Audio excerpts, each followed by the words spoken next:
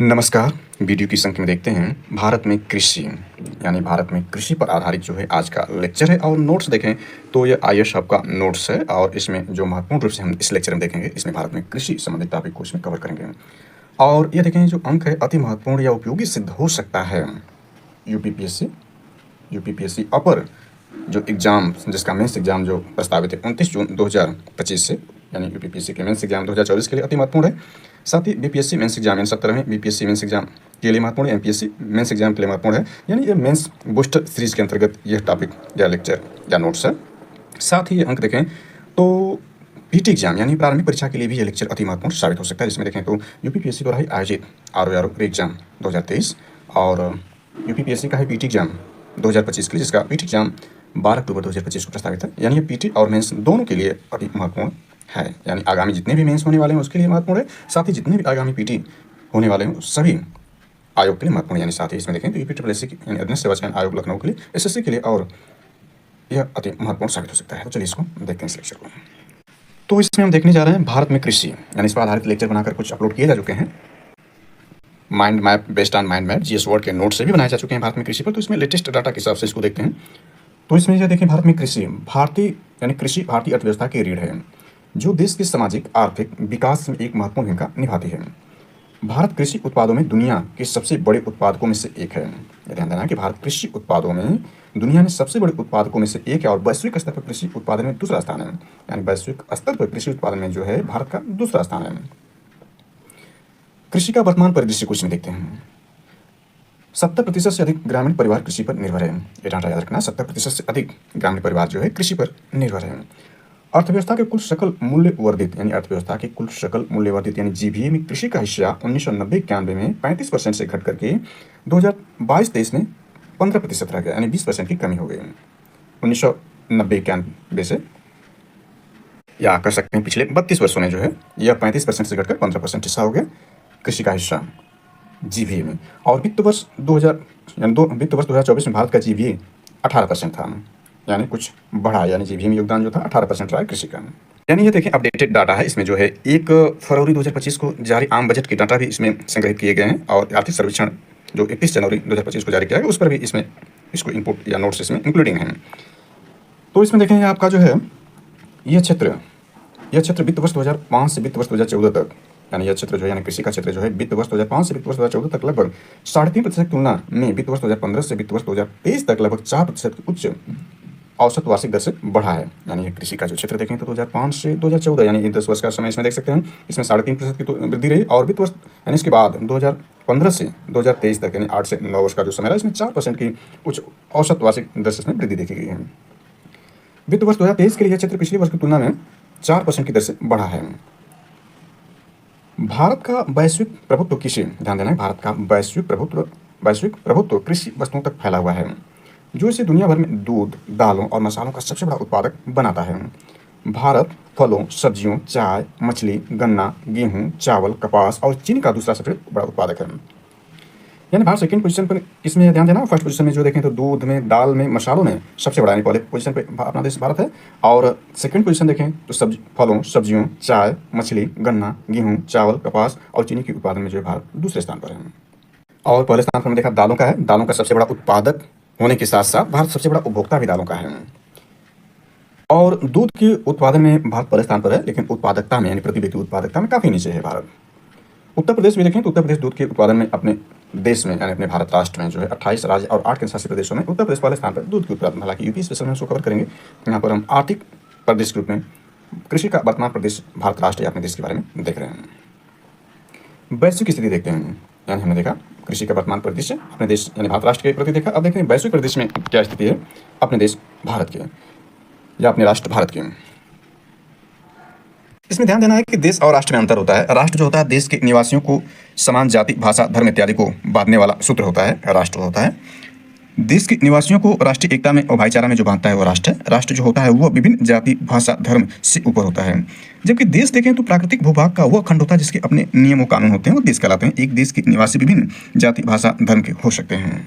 तो राष्ट्र जो होता है वो समाज उनको एकता में बांधने वाला जो होता है देश को वो राष्ट्र होता है। तो ज़्यादा हम यहाँ पर भारत को राष्ट्र के रूप में ही कह रहे हैं, या देश के रूप में भी कहा जा सकता है, लेकिन राष्ट्र ज़्यादा सही है। तो इसमें देखते हैं ये आपका वैश्विक परिदृश्य में तो भारत दुग्ध उत्पादन में पहले स्थान पर है पूरे विश्व में, और 2022-23 में वैश्विक दूध उत्पादन में 24.64% का योगदान भारत का रहा। विश्व के उत्पादन में 24%, लगभग 1/4 का योगदान जो है अपने राष्ट्र भारत का है। 2015-16 से 2022-23 तक पिछले 8 वर्षों के दौरान इसमें 48.3% की वृद्धि दर्ज की, लगभग 50% के आसपास वृद्धि दर्ज की गई पिछले देख सकते हैं 7-8 सालों में। इसके बाद देखें वैश्विक अंडा उत्पादन दिसंबर 2023 में भारत की रैंक तीसरे से दूसरे स्थान पर आ गए, और पिछले 9 वर्षों में अंडा उत्पादन 7 प्रति वर्ष की दर से 7% प्रति वर्ष से अधिक की दर से बढ़ रहा है। वैश्विक स्तर पर अंडा उत्पादन में भारत दुनिया में चीनी का सबसे बड़ा उपभोक्ता है और दूसरा सबसे बड़ा उत्पादक और निर्यातक भी है। ध्यान देना कि भारत जो है दुनिया में चीनी का सबसे बड़ा उपभोक्ता कंज्यूमर है, और दूसरा सबसे बड़ा उत्पादक या प्रोड्यूसर और एक्सपोर्टर भी है। भारत तीसरा सबसे बड़ा मछली उत्पादक देश है। भारत जो है तीसरा सबसे बड़ा मछली उत्पादक देश है, जो वैश्विक मछली उत्पादन का 8% हिस्सा है, और दुनिया में मांस उत्पादन में 5वें स्थान पर 2022-23 के डाटा के हिसाब से। चलिए आगे देखते हैं। इसमें तो भारत में प्रमुख फसलें और फसल पैटर्न को देख लेते हैं। वेरी वेरी इंपॉर्टेंट एग्जाम दृष्टिकोण से भारत एक कृषि प्रधान देश है, और देश की 54% से अधिक भूमि कृषि योग्य है। ये वेरी वेरी इंपॉर्टेंट है कि देश की 54% से अधिक भूमि कृषि योग्य है, विश्व में सर्वाधिक है। और कृषि उद्योग श्रम बाजार का आधा हिस्सा है, यानी कृषि उद्योग जो है श्रम बाजार का आधा हिस्सा है। भारत की जलवायु दक्षिण में आर्द्र, यानी भारत की जलवायु दक्षिण में आर्द्र और शुष्क उष्णकटिबंधीय से लेकर के उत्तरी क्षेत्रों में समशीतोष्ण अल्पाइन तक भिन्न भिन्न है। यह विविध जलवायु विभिन्न प्रकार की फसलों का समर्थन करती है। यानी इसमें ध्यान दें कि भारत की जलवायु किस प्रकार की, भारत की जलवायु दक्षिण में क्या है, आर्द्र और शुष्क उष्णकटिबंधीय है, और उत्तरी क्षेत्रों में जो है देखें तो समशीतोष्ण अल्पाइन है। इसके कारण जो है यह विविध जलवायु विभिन्न प्रकार की फसलों का समर्थन करती है, या विभिन्न फसलें यहाँ पर पाई जाती हैं। तो इसमें देखें सबसे पहले यहाँ पर देखें भारत में प्रमुख फसलों में फसलें हैं और उनकी विशेषताएं, यानी इसमें हम देखें तो फसलें हैं, विशेषताएं, जलवायु और उसकी समस्याएं क्या है। यह पीटी और मेंस दोनों एग्जाम के लिए वेरी वेरी इंपॉर्टेंट है। तो इसमें सबसे पहले देखते हैं चावल को, यानी जो चावल है, यह देखें तो चावल देखें भारत विश्व में दूसरा सबसे बड़ा उत्पादक है। पहले स्थान पर देखें चावल उत्पादन में जो है वह चाइना है, पहले स्थान पर चीन है। भारत का पड़ोसी जो देश चीन है वो चावल उत्पादन में पहले स्थान पर है। पश्चिम बंगाल भारत में सबसे बड़ा उत्पादक है, यानी अपने भारत राष्ट्र देखें 28 राज्य और 8 केंद्रशासित प्रदेश में देखें तो इसमें पश्चिम बंगाल भारत में सबसे बड़ा चावल उत्पादक राज्य है।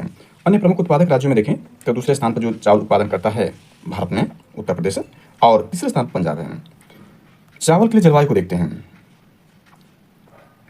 चावल के लिए जलवायु देखें तो यह खरीफ की फसल है। ध्यान देना कि चावल जो है खरीफ की फसल है, यानी खरीफ की एक महत्वपूर्ण फसल है, जिसके लिए उच्च तापमान यानी 25 डिग्री सेल्सियस से अधिक उच्च आर्द्रता के साथ, यानी उच्च आर्द्रता भी चाहिए, के साथ 100 सेंटीमीटर से अधिक वार्षिक वर्षा की आवश्यकता होती है। यानी यह कंडीशन देख सकते हैं कि खरीफ की फसल वाली है, जिसके लिए उच्च तापमान यानी 25 डिग्री सेल्सियस से अधिक तापमान होना चाहिए, उच्च आर्द्रता होनी चाहिए, और 100 सेंटीमीटर से अधिक वर्षा होनी चाहिए चावल के लिए। समस्याएं क्या हैं चावल के खेती के लिए, या खरीफ की फसल की मुख्य फसल जो चावल, उसके लिए समस्याएं क्या हैं। तो एक ही फसल के बार बार इस्तेमाल के कारण उत्पादकता में कमी आती है, और मिट्टी में पोषक तत्वों की कमी पाई हो जाती है एक ही फसल को बार बार उपयोग करने से एक ही खेत में, यानी फसल चक्र को अपनाना आवश्यक है। लेकिन यह समस्याएं जो है भारत में है, एक ही फसल को बार बार इस्तेमाल किया जाता है। तो ये चावल को हमने देखा, वेरी वेरी इंपॉर्टेंट है पीटी और मेंस दोनों दृष्टिकोण से। अब इसके बाद देखते हैं गेहूँ को। भारत दूसरा सबसे बड़ा उत्पादक गेहूँ का है, यानी गेहूँ का देखें तो भारत दूसरा सबसे बड़ा उत्पादक गेहूँ का, जैसे चावल के उत्पादन में भी दूसरे स्थान पर था, और गेहूँ के उत्पादन में भी भारत दूसरे स्थान पर, पहले स्थान पर इसमें भी चाइना चीन है। महत्वपूर्ण गेहूँ उत्पादक क्षेत्रों में देखें तो उत्तर प्रदेश पहले स्थान पर है, यानी उत्तर पश्चिम में गंगा सतलज और दक्कन का काली मिट्टी वाला क्षेत्र है।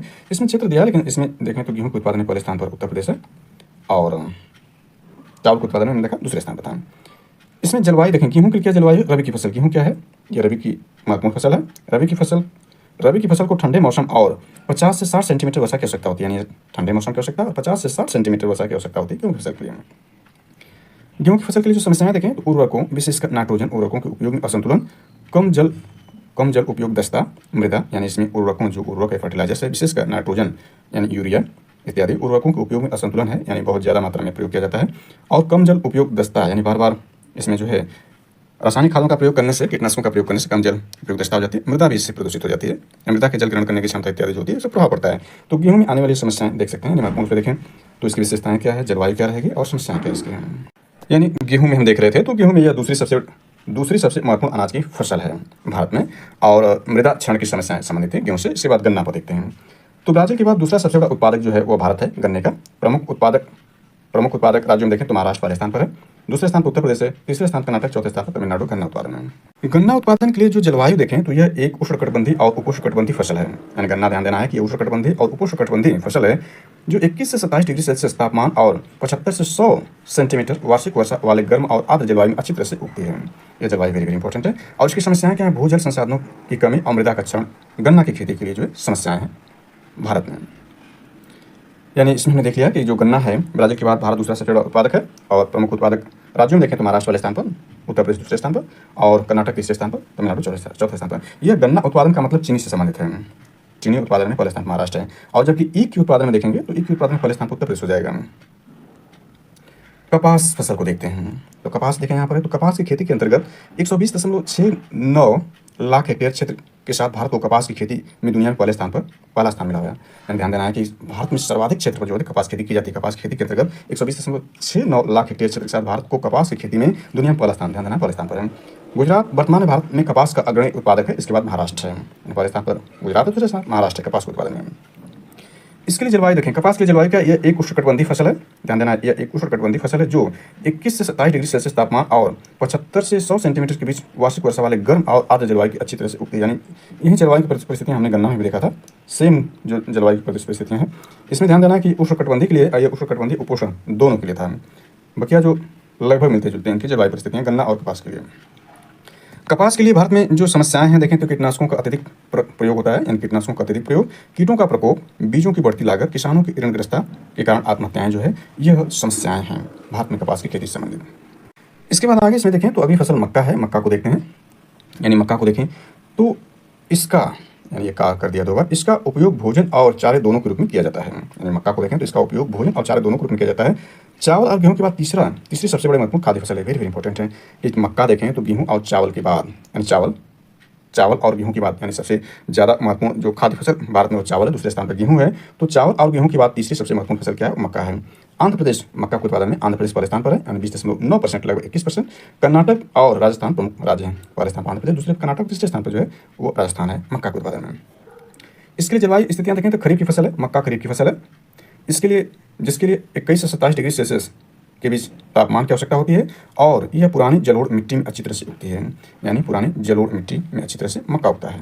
इसमें ध्यान दें कि जलोढ़ मिट्टी जो है सबसे ज़्यादा, यानी भारत में सबसे ज़्यादा जलोढ़ मिट्टी पाई जाती है। 40% भाग में जो है जलोढ़ मिट्टी पाई जाती है भारत में। यह मिट्टी अपनी उपज से आधी जनसंख्या को भोजन प्रदान करती है। जलोढ़ मिट्टी, ध्यान देना है कि जो पुरानी, यहाँ पर पुरानी जलोढ़ मिट्टी है, पुरानी जलोढ़ मिट्टी को जो कहते हैं बांगर कहते हैं, और जो नवीन है जलोढ़ मिट्टी उसको जो खादर कहते हैं, और एक निविष्ट है जिसको नूतन जलोढ़ मिट्टी कहते हैं। हालांकि मिट्टियों के बारे में हम चर्चा नहीं करेंगे, ज़्यादा विस्तार हो जाएगा। इसमें ध्यान दें कि जो जलोढ़ मिट्टी है, जलोढ़ मिट्टी को दोमट मिट्टी भी कहते हैं और इसको काप मिट्टी भी कहते हैं, और पुरानी जलोढ़ जो इसको बांगर कहते हैं।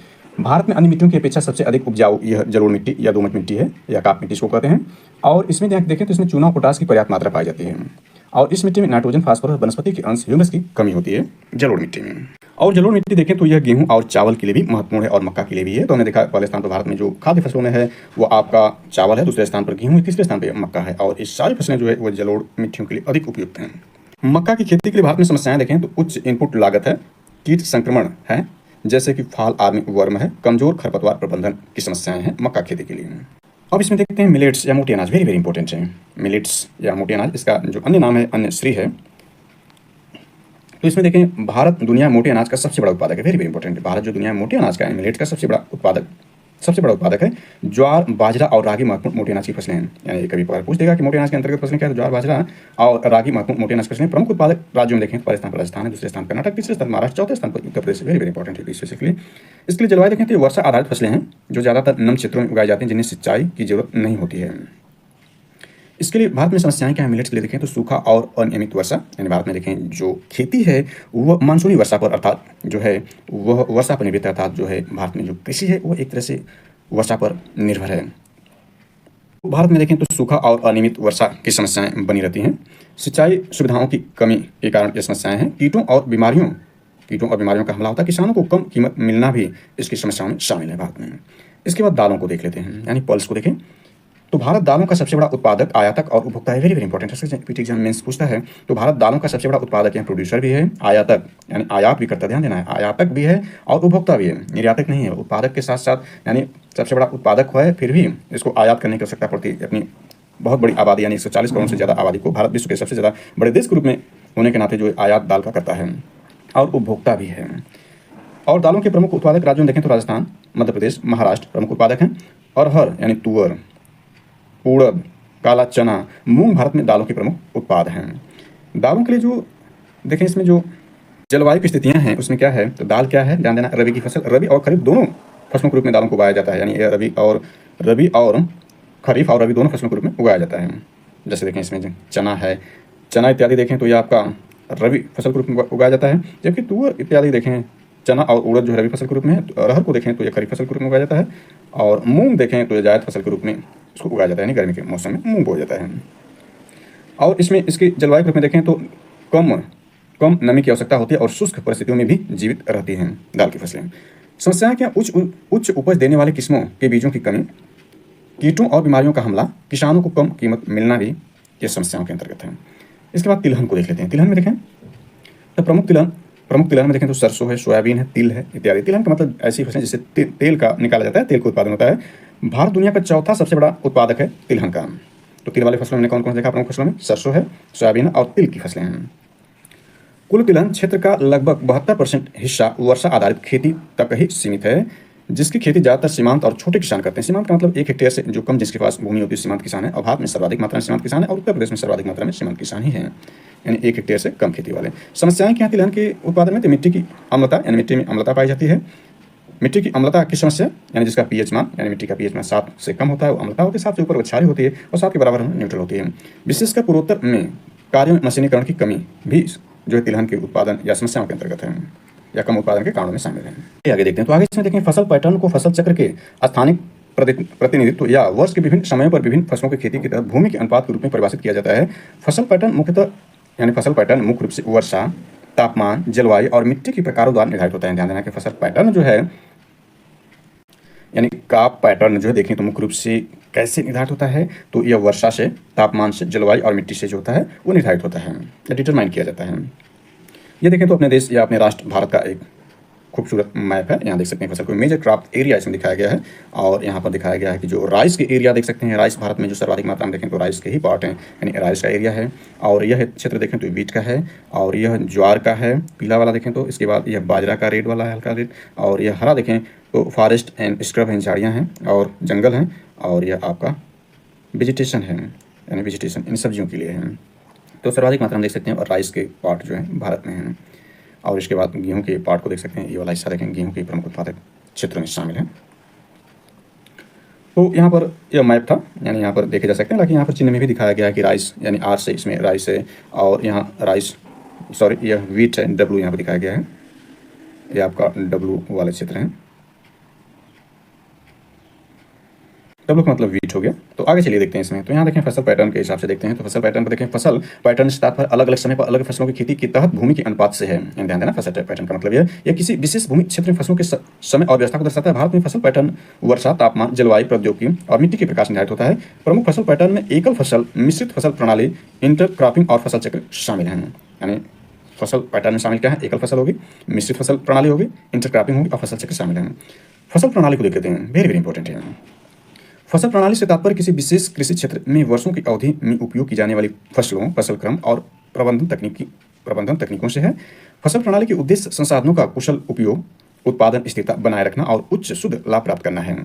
फसल प्रणाली के प्रकारों में देखें तो मोनोकल्चर, फसल चक्र, इंटरक्रॉपिंग, रिले फसल और बहुफसल शामिल हैं। इसके बाद देखें फसल पैटर्न के प्रकार में, तो आपके प्रकार में शामिल आपके मोनोक्रॉपिंग है, मल्टीपल क्रॉपिंग है, मिश्रित फसल, यानी मिश्रित फसल का मतलब इंटरक्रॉपिंग है, और अनुक्रमिक फसल है, और रिले क्रॉपिंग है। इसमें वेरी इंपॉर्टेंट जो मिश्रित फसल अक्सर पूछता है, तो इन सबों के बारे में जल्दी से देख लेते हैं। देखिए मोनोक्रॉपिंग क्या है, यह एक ही फसल को एक ही जमीन पर साल दर साल उगाने की प्रणाली, इसे मोनोकल्चर या सिंगल क्रॉपिंग कहा जाता है। इस प्रकार फसल की तीव्रता हमेशा 100% होती है। मल्टी क्रॉपिंग देखते हैं, इसे एक साल में एक ही खेत में 2 या 2 से अधिक फसलों की खेती को परिभाषित किया जाता है, जिससे मिट्टी की उर्वरता प्रभावित नहीं होती है।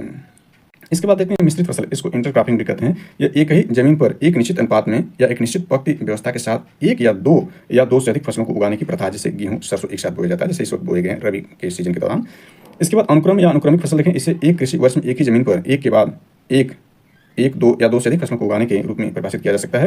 रिले क्रॉसिंग देखें, प्रत्येक फसल के जीवन चक्र के दौरान एक साथ 2 या 2 से अधिक फसलें उगाना, अगली फसल को पिछली फसल कटाई से पहले उगाया जाता है। आगे इसमें देख लेते हैं तो फसल पैटर्न को प्रभावित करने वाले कारक क्या फैक्टर क्या हैं। तो प्राकृतिक कारण भी होते हैं। इसके बाद प्राकृतिक कारण के अंतर्गत देखें तो वर्षा और सिंचाई इसके प्रभावित करने वाले कारक हैं। इसके बाद मिट्टी की उर्वरकता है। प्राकृतिक कारक में तापमान है और स्थलाकृतियाँ हैं। आर्थिक कारण में देखें तो आर्थिक कारण में आपके ये शामिल हो जाते हैं बाजार की मांग, कृषि इनपुट की उपलब्धता, ऋण सुविधाएं और बुनियादी ढांचा। इसके बाद नीतिगत कारण भी है, यानी पॉलिसी जो गवर्नमेंट की है उसके भी कारण आते हैं। न्यूनतम समर्थन मूल्य यानी MSP, minimum support price, subsidy, भूमि सुधार, कृषि अनुसंधान और विस्तार नीतिगत कारण भी शामिल है। सामाजिक सांस्कृतिक कारण भी शामिल इसमें, जिसमें देखें तो खाद्यान्न आदतें, फसल चक्र, पशुपालन, सामाजिक सांस्कृतिक कारण भी शामिल है। और इसके अलावा देखें तो आपका जो है त्यौहार और अनुष्ठान भी शामिल है। यानी यहाँ देखें वर्तमान फसल पैटर्न से संबंधित समस्याएं क्या हैं, तो यह वेरी वेरी इंपॉर्टेंट है। यानी वर्तमान फसल पैटर्न से संबंधित समस्याएं क्या, पहले देखें कीटनाशकों का अंधाधुंध उपयोग है। चावल और गेहूं का प्रभुत्व, उदाहरण के लिए चावल कुल खाद्यान्न उत्पादन का 40% है। एमएसपी के कारण कृषि का अनाजीकरण हुआ है। खाद्य सुरक्षा संबंधी चिंताओं के कारण अनाज के लिए एमएसपी बढ़ा, कुल क्षेत्रफल का 80%। इसके बाद देखें तो ये गन्ने जैसी अधिक जल खपत वाली फसलों की खेती से भूजल संसाधनों में कमी आई और मिट्टी में लवणता जैसी समस्याएं पैदा हुई हैं। और संवहनी कृषि पद्धतियों में अंतर्गत देखें, उदाहरण के लिए उर्वरकों की अत्यधिक उपयोग के कारण एनपीके अनुपात यानी एनपीके नाइट्रोजन फास्फोरस और पोटेशियम यानी नाइट्रोजन फास्फोरस पोटेशियम के अनुपात देखें तो नाइट्रोजन इसमें 4 के अनुपात में है और पी फास्फोरस देखें तो इसमें 2 और पोटेशियम देखें तो 1। आदर्श अनुपात के मुकाबले यह देखें तो 6.7 रेशियो 2.4 रेशियो 1 हो गया, यानी इसमें जो असंतुलन हो गया है। कृषि की पुरानी पद्धतियों के कारण उत्पादकता कम हो रही है। भारत में कृषि उपज अन्य बड़े उत्पादक देशों की तुलना में कम है। तो यह वर्तमान फसल पैटर्न से संबंधित समस्याओं में शामिल है। माइंड मैप, जीएस वर्ड का जो माइंड मैप है, वेस्टर्न माइंड मैप से भी भारतीय कृषि को देखना चाहें, ताकि इस पर हम लेक्चर बनाकर अपलोड कर चुके हैं, वहाँ से आप देख सकते हैं। लेकिन यहाँ पर देखना चाहें तो ये सारी जानकारी भी हमने दिया है हिस्ट्री के रूप में, तो इसको आप देख सकते हैं। भारतीय कृषि के प्रकार को देखना चाहें तो ये इंपॉर्टेंट है। इसमें देखें 2 प्रकार की कृषियाँ हैं, निर्वाह कृषि और वाणिज्यिक कृषि। वाणिज्यिक कृषि के अंतर्गत ये 3 प्रकार की, और निर्वाह कृषि देखें 2 प्रकार की है। इसमें जो आदम कृषि है इसको अक्सर एग्जाम पूछता है, उसमें हस्तांतरित कृषि के बारे में ज़्यादा पूछा है। तो हस्तांतरित कृषि ग्रुप में जो अपने देश भारत में और विश्व में जो हस्तांतरित कृषि उसके नाम क्या है, तो यहाँ देख सकते हैं। उत्तर पूर्वी भारत में झूम कृषि जाना जाता है हस्तांतरित कृषि को, आंध्र प्रदेश में पोडू जानते हैं, छत्तीसगढ़ में दीपा के नाम से जानते हैं हस्तांतरित कृषि को, बुंदेलखंड में व्यवहार के नाम से जानते हैं। और ब्राजील जो देश है, दक्षिण अमेरिका का सबसे बड़ा जो देश है ब्राजील है, उसमें देखें। और विश्व का जो है देश में देखें तो ये भारत से बड़ा है, यानी 6वां सबसे बड़ा देश जो ब्राजील है। और 6वां नहीं बल्कि 5वां, विश्व का 5वां सबसे बड़ा देश है ब्राजील, और 6वां ऑस्ट्रेलिया, और 7वां अपना देश भारत है। सबसे बड़ा देश जो है रूस है, यानी रसिया है। और दक्षिण पूर्व एशिया के देश में देखें तो जो स्थानांतरित कृषि का नाम लद्दाख और मलेशिया संबंधित है। इसमें देखें तो आदम निर्वाह कृषि का दूसरा प्रकार चलवासी कृषि या पशु चारण कृषि है। अभी हमने देखा कि यानी भारत में मुख्य रूप 3 प्रकार की फसलें पाई जाती हैं ऋतुओं के आधार पर, रबी, खरीफ और जायद। रबी की फसल के अंतर्गत ये देख सकते हैं गेहूं, जौ, चना, मटर, मसूर, आलू, सरसों इत्यादि अक्टूबर से नवंबर में बोई जाती है, मार्च अप्रैल में काटी जाती है। इसके बाद खरीफ फसल देखें तो जून जुलाई में बोई जाती है, अक्टूबर नवंबर काटी जाती है, और उसके अंतर्गत ये आपकी फसलें हैं, इसको देख सकते हैं। इसके बाद जायद के अंतर्गत फसलों को देखें तो मार्च अप्रैल में बोई जाती है, जून जुलाई में काटी जाती है, उसके अंतर्गत ये महत्वपूर्ण फसलें इसको याद कर सकते हैं। और ये सारी भारत में देखें जो आपके जो हैं भारत में जो हरित क्रांति के जनक जो हैं MS स्वामीनाथन जी हैं, जिनका देखें तो सितंबर 2023 में निधन हो गया, और यह भारत के सर्वोच्च नागरिक सम्मान से इनको विभूषित किया गया फरवरी 2024 में। तो MS स्वामीनाथन भारत में हरित क्रांति के जनक के रूप में जाने जाते हैं, और विश्व में हरित क्रांति के जनक जो डॉक्टर नॉर्मन अर्नेस्ट बोरलॉग को जाना जाता है, और भारत में MS स्वामीनाथन को जानते हैं। अन्य महत्वपूर्ण क्रांतियां जो अक्सर एग्जाम पूछी जाती है कृषि से संबंधित, देख सकते हैं क्रांतियां के श्वेत क्रांति दुग्ध उत्पादन संबंधित है, ऑपरेशन फ्लड 1964-65 चला गया, वर्गीस कुरियन जी भारत में श्वेत क्रांति जनक है। नीली क्रांति मत्स्य उत्पादन संबंधित है, पीली क्रांति खाद्य तेलों और तेल से संबंधित है, हरित क्रांति खाद्य उत्पादन संबंधित विशेष गेहूं और चावल के उत्पादन, हमने गेहूं और चावल विशेष समझने का प्रयास। सोनेरी क्रांति देख सकते हैं, गोल क्रांति, सारी क्रांतियों देख सकते हैं। इसके बाद यहाँ महत्वपूर्ण क्रांतियों को देख सकते हैं, इस पर लेक्चर बनाया जा चुका है, देखते हैं। सर्वाधिक कर्ज लेने वाले किसानों को देख सकते हैं, इसमें केरला पहले स्थान पर है। ये डाटा जो एक पुराना डाटा है, तो इसके आधार पर यह अपडेटेड भी है, वर्तमान में भी दशा है। जैसे हमने गेहूं को देखा तो देख सकते हैं प्रमुख फसलों की प्रजातियों उनको लगने वाले रोग को देखें तो गेहूं को देखें तो आपका इसको जलवायु को देखने का प्रयास किया था। शीतोष्ण जलवायु की खाद्य फसल है। शीतोष्ण जलवायु की खाद्य फसल 10 से 15 डिग्री सेल्सियस तापमान 50 सेंटीमीटर वार्षिक वर्षा की आवश्यकता है। गेहूं के अंतर्गत कृषि क्षेत्र एवं गेहूं उत्पादन दोनों में चीन विश्व में प्रथम स्थान पर है। यानी गेहूं के अंतर्गत कृषि क्षेत्र एवं गेहूं उत्पादन दोनों में चीन पहले स्थान पर है। इंडिया यानी अपना देश जो भारत राष्ट्र है दूसरे स्थान पर है। नोरियन 10 गेहूं के बौनेपन की प्रजाति है। नोट मैक्रोनी गेहूं सूखा प्रभावित क्षेत्रों हेतु है। कल्याण सोना यानी गेहूं की किस्में देख सकते हैं, गेहूं की एक किस्म है। रस्ट गेहूं में लगने वाला एक रोग है। ट्रिटिकल गेहूं तथा राई दोनों के बीच का संकर है, वेरी वेरी इंपॉर्टेंट है। ट्रिटिकल देखें तो गेहूं तथा राई दोनों के बीच संकर यानी क्रॉस करके बनाया गया है। रस्ट को देखें तो रस्ट प्लस करनाल बंट कवक जनित रोग है गेहूं संबंधित। नोट में देखें उत्तर प्रदेश गेहूं उत्पादन में पहले सबसे अग्रणी राज्य है। गेहूं में ग्लूटेन नामक प्रोटीन पाया जाता है। राज 3070 गेहूं की प्रजाति है। मैकोरानी गेहूं असंचित क्षेत्र हेतु है। इमर गेहूं दक्षिण भारत में बोया जाता है, पाया जाता है। इसी प्रकार चावल के बारे में देख सकते हैं। चावल या धान को देखें तो चावल उष्ण यानी उष्णार्थ जलवायु की खाद्य फसल है। 25 डिग्री सेल्सियस से अधिक तापमान, 100 सेंटीमीटर से अधिक वर्षा की आवश्यकता होती है। भारत के सर्वाधिक महत्वपूर्ण फसल चावल है। कुल खाद्य व उत्पादन में 4 से 3% हिस्सा है। चावल की कुछ प्रमुख किस्में देखें तो अमन है, आंस है, बोरो है, बियाली है, अम्बे मोहद है, लक्ष्मी है, भोग है, डलुआ है, स्वर्णवरी है, नवराई है, जया है, लुनिश्री है, माही इत्यादि है। नोट देखें गोल्डन धान की किस्में सर्वाधिक मात्रा में विटामिन ई पाया जाता है, इंपॉर्टेंट है। बरानी द्वीप लाल मोती धान की प्रजातियां हैं। नील हरित शैवाल का प्रयोग धान के लिए किया होता है। गोल्डन राइस में बीटा कैरोटीन पाया जाता है। चावल कार्बोहाइड्रेट का स्टार्च का स्रोत है। सर्वाधिक चावल उत्पादक राज्यों देखिए पश्चिम बंगाल पहले स्थान पर है, दूसरे स्थान पर उत्तर प्रदेश है। विश्व में सर्वाधिक जो चावल का उत्पादन करता है वो चीन करता है, दूसरे स्थान पर भारत है। धान में पाया जाने वाला रोग देखें तो खैरा है, जिनकी कमी से होता है। इसके बाद देखें पॉलिश किए जाने वाले चावल में बेरी बेरी रोग विटामिन B1 होता है। केंद्रीय धान अनुसंधान घटक ओडिशा में है। अंतर्राष्ट्रीय चावल अनुसंधान केंद्र मनीला फिलीपींस में, वेरी वेरी इंपॉर्टेंट एग्जाम दृष्टिकोण से। इसके बाद मक्का आता है तीसरा, जो सबसे खाद्य फसल मक्का है। यानी यहाँ देख सकते हैं C4 पौधे के अंतर्गत आपका जो आता है, C4 पौधे के अंतर्गत आपके जो आते हैं उसमें बाजरा है, ज्वार है, मक्का और गन्ना है। तो उसमें मक्का को देख सकते हैं, ये मक्का आपका है। आपका अर्धशुष्क जलवायु की खाद्य चारा फसल है। 18 से 27 डिग्री तापमान की आवश्यकता, उच्च जल धारण युक्त क्षमता, यानी 50 से 100 सेंटीमीटर वर्षा की आवश्यकता होती है मक्के को। मक्का की प्रमुख किस्मों को देख सकते हैं। शक्तिमान 2 है। नोट नाजुक ईरानी के नाम से जाना जाता है, इंपॉर्टेंट है। नाजुक ईरानी के नाम से मक्का को जाना जाता है। ये रबी की फसल है, खरीफ हो जाए तीनों ऋतुओं में फसल, इसलिए भारत में मक्के की खेती पूरे वर्ष होती है। आंध्र प्रदेश सर्वाधिक उत्पादन था, विश्व में अमेरिका सर्वाधिक उत्पादन करता है। मक्का की प्रमुख किस्में देखते हैं, प्रताप, पूषा, अली, शंकर 5, विवेक, मक्का सेकंड, OP2 इत्यादि हैं। C4 पौधा ज्वार है, मक्का, बाजरा और गन्ने की करते हैं। इसमें C4 का मतलब क्या होता है, इसमें जड़, तना, प्रकाश संश्लेषण के दौरान 4 कार्बन युक्त ऑक्जेलो एसीटेट बनता है। मक्के का प्रयोग जैव ईंधन के रूप में होता है। मक्के की प्रोटीन को जिंक कहते हैं। इसके बाद दलहन देख सकते हैं। दलहन के सबसे अधिक योगदान चना एवं उसके बाद अरहर का है। दलहन में सबसे अधिक योगदान किसका है, चना का, इसके बाद अरहर का है। इसके अलावा देखिए मूंग, मसूर, उड़द आदि प्रमुख हैं। नोट में देखिए प्रोटीन खाद्य दलहन उत्पादन में मध्य प्रदेश का प्रथम स्थान है। मटर की प्रोटीन प्रजाति अपर्णा है, यानी जिसमें पर्ण हो ही नहीं। अरहर किसमें देखें तो पारस, अमर, पूषा 992, मालवी, चमत्कार इत्यादि हैं। उक्टा रोड अरहर में लगता है। मटर की प्रजाति में रचना, शिखा, मालवी मटर है। सोयाबीन देखें तो पूषा 98 14, पूषा 97 12 है। नोट राजमा नाइट्रोजन का स्थिरीकरण नहीं करता है। राजमा जो है नाइट्रोजन का स्थिरीकरण नहीं करता है। चना के प्रमुख किस्में देखें तो पूषा, चमत्कार, राधे, उदय, विशाल। उत्तर में सर्वाधिक चना बुंदेलखंड में होता है। भारत विश्व में दालों का सबसे बड़ा उत्पादक, उपभोक्ता और आयातक देश है। मृदा उर्वरकता तथा संरक्षण दृष्टि से महत्वपूर्ण है।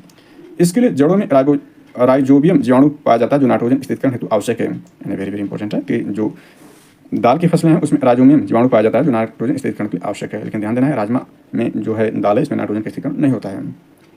भारतीय दलहन अनुसंधान संस्थान कानपुर उत्तर प्रदेश में, वेरी वेरी इंपॉर्टेंट है। दलहनी फसलों से में प्राप्त प्रोटीन को देख सकते हैं इसमें। तो सोयाबीन में सर्वाधिक 45%, मूंग प्लस मसूर में 25%, उड़द में 24% और लोबिया में 23.5%। इसके बाद तिलहन आता है। तो तिलहन यह नकदी फसल है। तिलहन जो एक नकदी फसल है, इसके अंतर्गत मूंगफली, तूरिया, सरसों, सोयाबीन, सूरजमुखी प्रमुख फसलें हैं। सरसों राई की प्रमुख फसलें, प्रमुख किस्में पूषा गोल्ड, पूषा जय किशन, वरुणा और 6 एवं 3 पूषा करिश्मा इत्यादि हैं। ये भी देख सकते हैं, सारी जानकारी इसमें दी गई है, किसकी प्रजातियां कौन है, क्या क्या है, ज्वार इत्यादि के भी रूप में दिया गया था। Thanks for watching this.